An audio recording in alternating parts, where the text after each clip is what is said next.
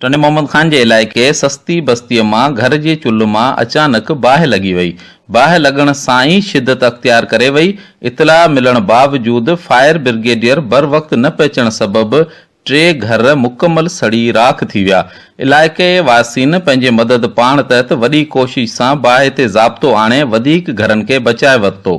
इन मौक़े ते बाहि मुतासिरीन अशरफ जतोई, अहमद शेख ऐं इब्राहिम खस्किल जी अॻुवाणी में एहतजाज कंदे सहाफ़ियुनि खे ॿुधायो त असां इंतिहाई ग़रीब ऐं मिसकीन आहियूं, महिनत मज़दूरी करे पंहिंजो ऐं पंहिंजे बचड़नि जो गुज़र करियूं था। बाहि सबबि घरनि में रखियल अनाज, न्याणियुनि जो ॾेज समेत हज़ारें रुपयनि जो क़ीमती घरू सामान सड़ी राख थी वियो आहे। असां खुले आसमान बेयारो मददगार वेठल आहियूं। हेल ताईं इंतज़ामी अमलदारनि का बि परघोर न लधी आहे।